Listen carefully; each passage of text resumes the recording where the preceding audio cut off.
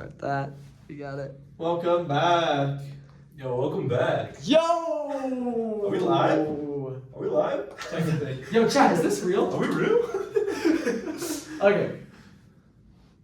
Hello, everyone. Welcome back to the Dear Future Missionaries podcast. I'm your host, Zach Werner, and I'm here today with my co-host, Isaac Doyle. Hello, everyone. Welcome back. And today we're here with our special guest, Johnny Rockett.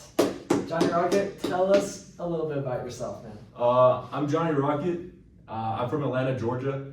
I got back from serving my mission in Anaheim, California about 2 months ago, and I spoke Spanish over there too, and it was one of the coolest experiences of my life.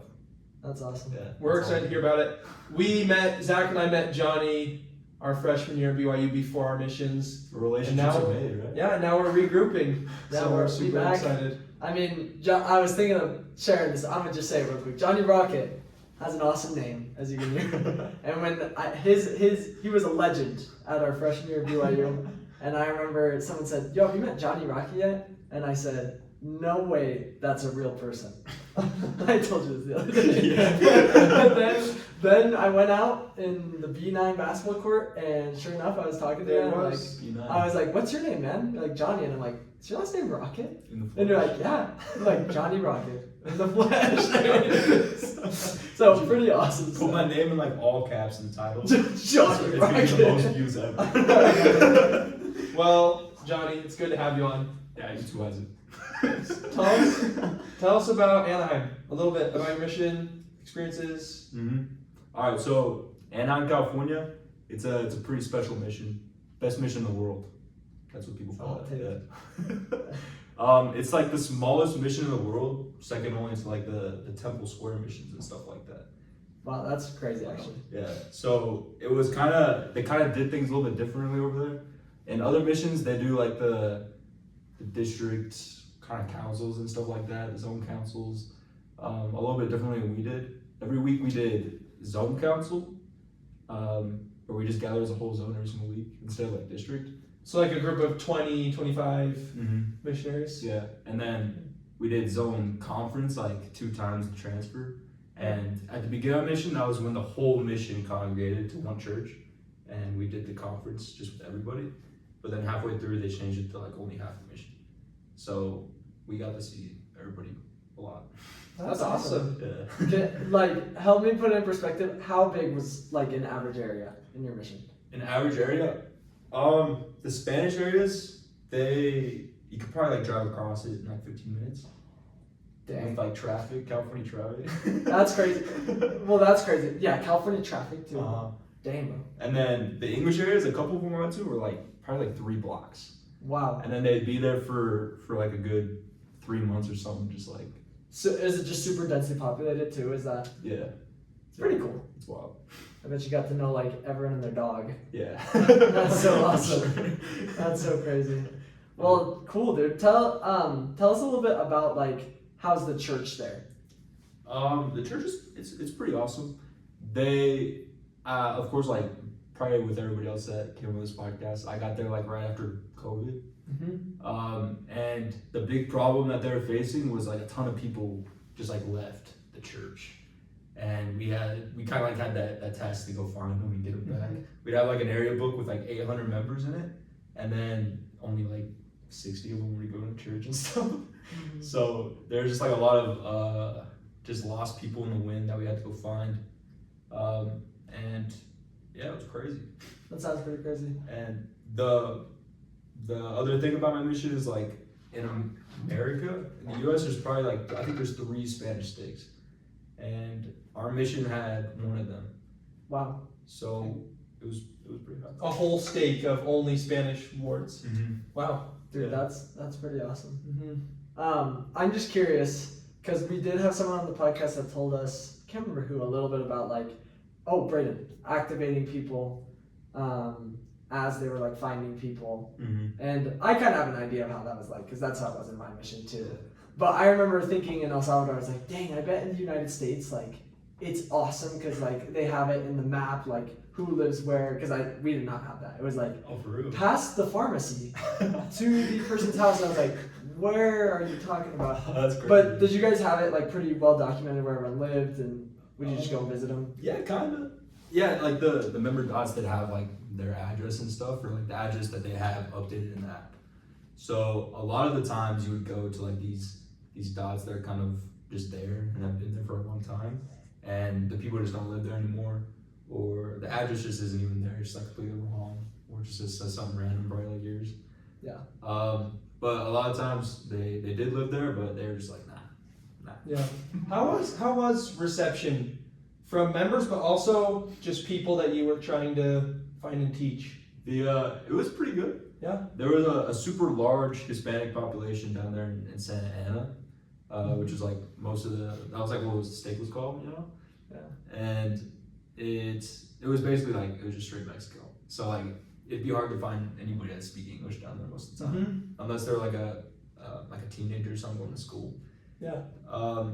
And you'd be down there just like walking around, and they'd all be open to like lend an ear to what you're talking about. They take a picture of Jesus like 100%, you know, classic. That's awesome. Was it pretty diverse with people from all over that had immigrated there, or yeah, was it mostly Mexico? like Mexico, Guatemala, Colombia, Nicaragua, Bolivia, Argentina, the whole thing, everybody. That's crazy. awesome. I did not know you had Santa Ana in your mission, because in El Salvador, just that was the joke. They knew a ton of people that had moved to Santa Ana, California, and my mission, it was called the El Salvador Santa Ana mission. So that that's crazy. I can't believe that was your mission. I know a man that lived there for 25 years. Yeah. We'd visit with him every day, and he would be. It's like this is a big revelation to me, right? But Santa Ana, I've heard good things about it. He told me the same thing. He's like, I was like, did you learn any English? He's like, I didn't have to. He's like, why would I learn English? Everyone there spoke Spanish. I was like, really? It's like, that's awesome. He's like, there's Santa Ana, El Salvador, and there's Santa Ana, that one. Yeah, I'm pretty similar at the end of the day. I knew a couple people from Santa Ana, El Salvador too. Really? Yeah. Like some my mission. rich dudes, like Catota and stuff like that. They're like the counselors and stuff. Our boy Freddie, he'd take us out to eat at a bar.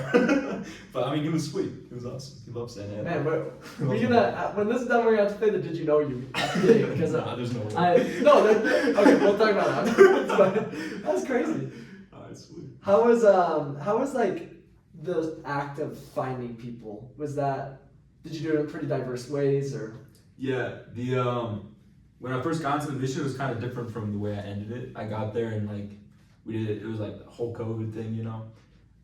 We just decided to just go visit everybody that we already had in the area book, and talk to people on the way to their door, or knock the doors right next to it, things like that. And that worked out pretty good for a good 3 months for me at the beginning, because those people I haven't been contacted in forever. The missionaries have been just stuck in their apartment for the past year, just doing whatever, baptizing in pools, stuff like that. Right. But we did that, but after a while, that started to not be very effective anymore. And that'd be the thing that people would default to, some of the missionaries, and be like, this is just the way that we've always done things. Yeah. Even though they've already visited these dots 10 times over and nothing's come of it, you know? I don't know if it's the same for what y'all saw. Oh, I totally saw the same thing. Yeah. I know exactly what I don't know how you felt, Isaac, but there was that of mine. I'm just curious, in your case, you had to it was pretty hard to change that mindset, I bet. Oh, yeah. How long did that take for the mindset to completely flip from pandemic to back to normal? Pretty, sometimes it just took some of the missionaries just died off, I guess, in the leave. Oh, that means they left. They went home eventually.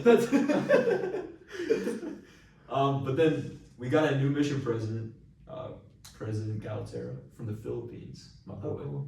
He came in and he kind of just he's President Platt, the past president, he was awesome and what he did, but now we're out of the pandemic, we got to start doing things a little bit differently. And we started knocking doors and stuff pretty heavily and doing a lot of things with member work, and it was pretty sweet. And the whole mission just started kind of changing in that. That's saw awesome. good success. That's very cool. Making new dots instead of going to the old ones. Yeah. Yeah. Sorry, Isaac, I just have one more You question.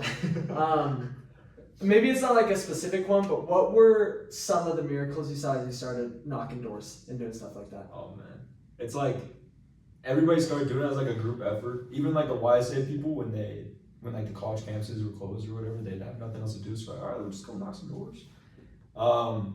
We would, I don't know, some things that I've personally seen is like we would knock doors that have never been knocked in like 4 years. And specifically, there was this lady, Claudia Barrios, and her family. She, like the English missionaries knocked on her door. And they didn't know like Spanish, she didn't know like English.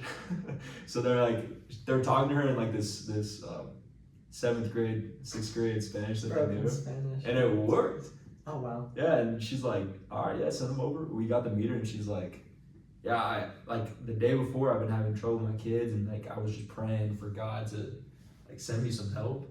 And then those missionaries knocked on my door. They didn't speak any Spanish, but I knew it was true because nobody's knocked on my door, like except for like one time a salesperson in the past 4 years. And these guys just decided to knock, talking about Jesus when right when I asked them for help. And we went and helped them out, and they got baptized, and they're pretty awesome. That's an Dude. awesome story. Yeah. That's awesome. Miracles. I mean, faith in something that your mission president said that I bet a lot of people are like, that didn't work before, but I mean, works now. So. Yeah. The turnover. The turnover. It's true. It's just part of a mission. That's just part of it. That's So so true. it's back and forth. Yeah.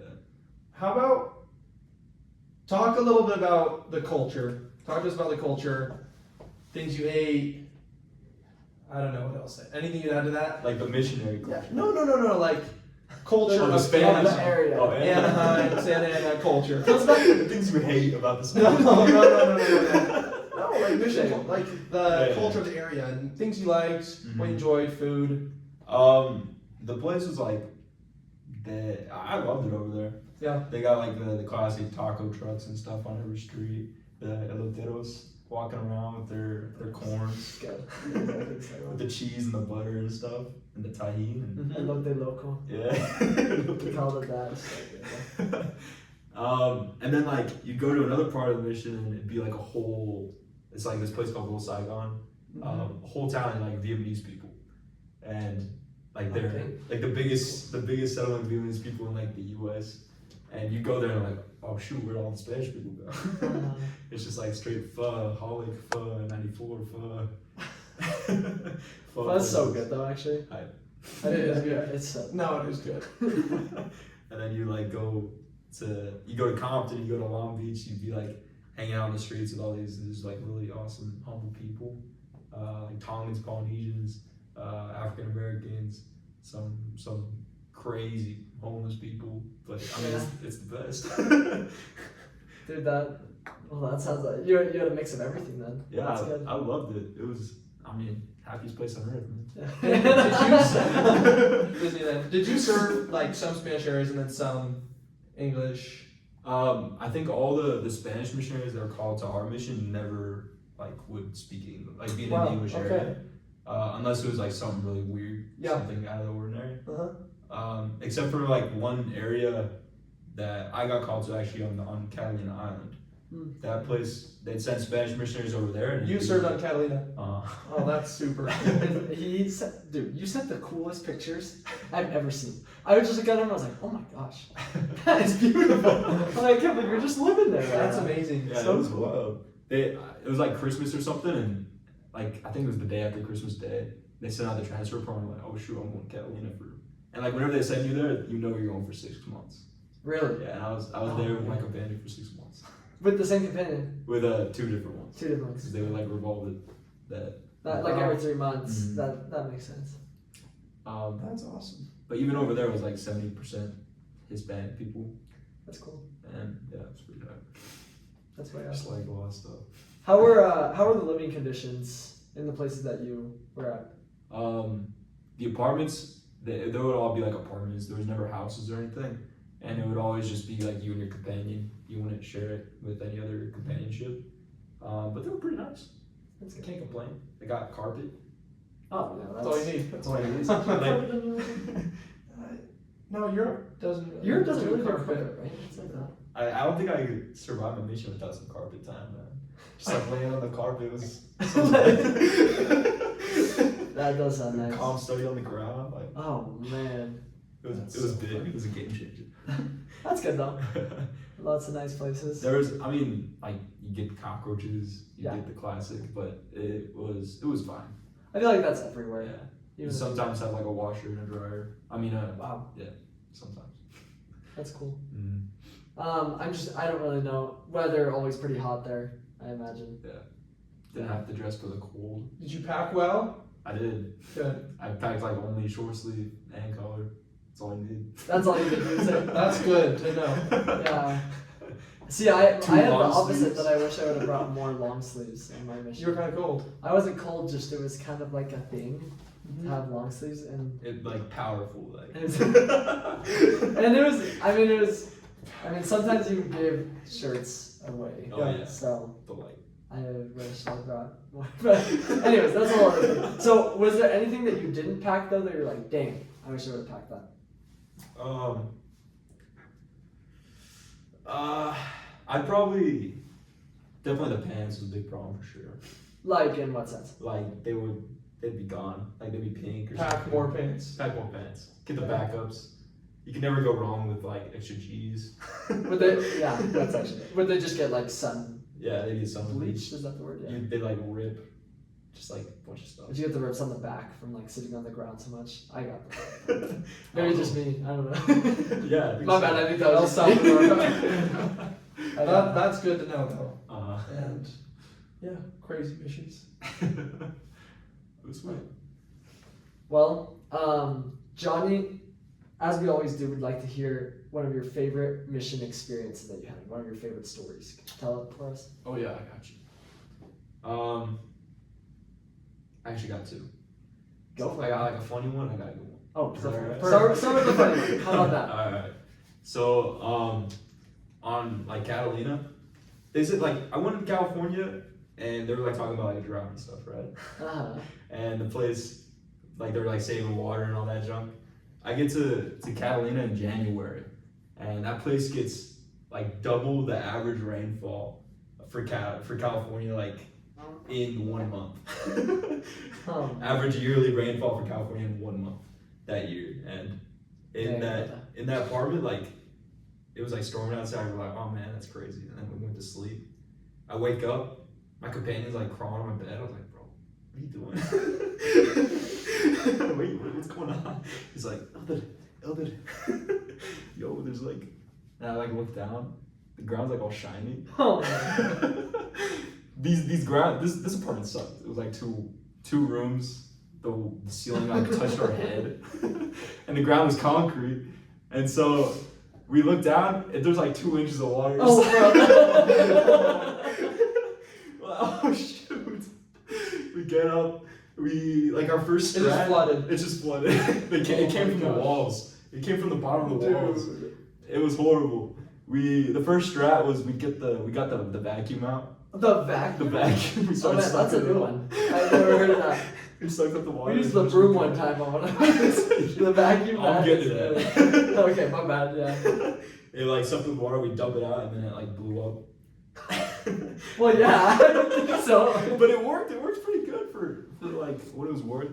And then for coincidence, the APs came on exchanges that day to like help us out, and they came or like we started scooping up the water in the what's it called, like the broom. Dustpan? Yeah, the dustpan. Yeah. We put it in the bucket, tossed the bucket outside, get it cleaned up, stuffed the towel in the corner, and it just like it didn't stop for a good 2 months.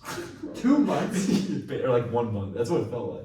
Dude, even a month. If you're going over a week on that. Like it would go and then stop and then it would like rain just horrible again and then it would go again. And then like mushrooms started popping up in the apartment. It was horrible. Oh, bro. Like Little legit. garden. Like legit. What they end up? Did they sell the apartment in the mission? They did, yeah. Oh my We gosh. got rid of it. Oh, the apartments. Yeah, like they don't use that. Yeah, they don't use that anymore. And we told like the ladies like a little bit while after, she's like, why didn't she tell us sooner, man? Like what's going on? And then we snagged like our next apartment's pretty nice. Okay. It was like 3-bedroom for the 2 of us. Tropical Island living. It was a beach house. It was- That's what- it had like a porch with like a barbecue on it. Like we were living. That's such a funny story. That you had a month of flooding.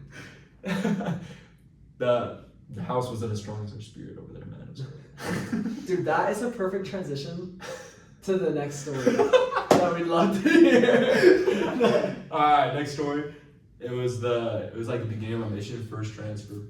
I was in Long Beach, and my companion from the MTC was in Compton. We were in the same ward, and we joined together to do some comp study. We went to like a park together or something. And as we were walking, we saw this lady like at a bus stop, kind of like smiling at us. And we're like, what's going on? And so we're like, oh, we gotta go talk to her. Me and my comms trainer decided to go for some reason. And we like talked to her for a little bit. She seemed like, yeah, I'm pretty interested. And then we like set a lesson with her. And it just so happened like the lesson that we set up was like the exchange that I had with that other comms trainer. And we taught her, and it was like pretty nice restoration, classic. And she at the end she told us like, yeah, like at that bus stop, or like the night before, I had like a dream of two people like that I couldn't really make out except for their faces coming to help me. And like that day, I recognized you and you as the two people, like as their faces, me and the other comps trainer.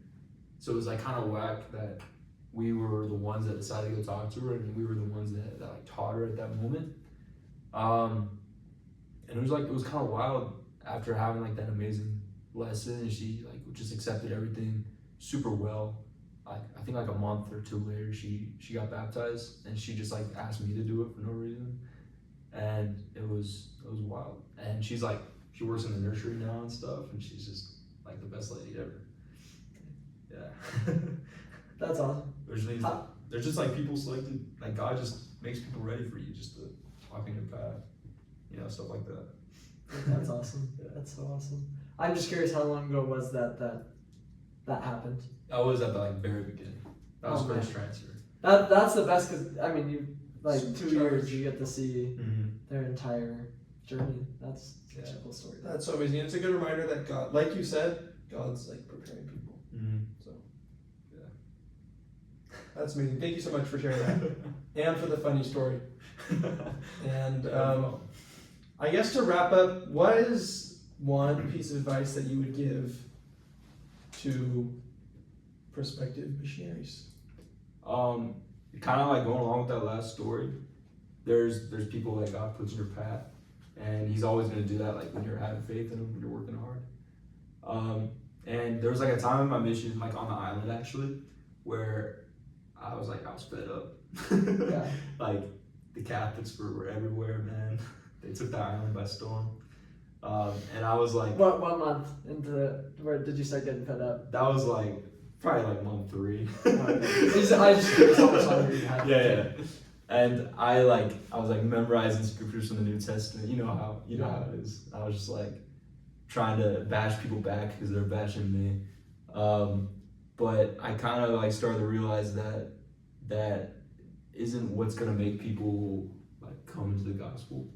The most important thing is like just the simple doctrine that we carry, the stuff we teach at primary.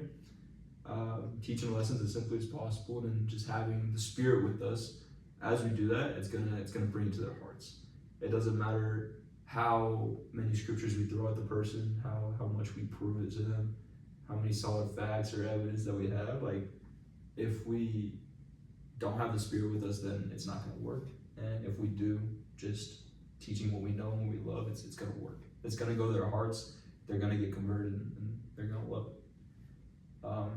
So my tip for the missionaries is just don't make the gospel too complicated for the people that you're teaching, and just remember that the most important thing that you need with you at all times is to teach with that Spirit, because that's what's going to bring people to the temple. That's going to help them to have like that eternal family and come to the social kingdom again. So, yeah. That's awesome. Mm-hmm. I've actually been thinking a lot about that recently, because like I just think it's important to realize like the gospel, we're not preaching that like, we're saying that this is the most complete church on the earth, but like at the end of the day, what we're preaching is like modern revelation. The Lord is speaking to us through a prophet, and like I just find it ironic that as a missionary, at times you fixate on like, I'm going to prove this is right. Yeah. And you forget about literally what you're preaching is revelation, is personal revelation. Yeah. So I think like, yeah, that's just funny. I like literally this week that's been on my mind too, how important it is that that's what we preach. God speaks to us today. So that's awesome, John. It's as simple as that, man. Yeah, thanks for that, and that's super useful. And thanks, Zach, for adding your thoughts on. Thank you so much for coming and sharing your stories and your laugh. Ain't nothing but a thing, guys. No, seriously, thank you so much. You're the goat, dog. We appreciate it, and we, like always, we're going to finish with a scripture, and this is in Alma 32, verse 21, a classic, but it's super good. Classic. And now, as I said concerning faith, faith is not to have a perfect knowledge of things. Therefore, if you have faith, ye hope for things which are not seen, which are true. And with that, thank you, everyone. We hope to see you next week. Peace. Peace. Good, guys. Dude, thank you so much. What's wrong, man? This is hype. Well, that was like perfect. It was like 25 minutes.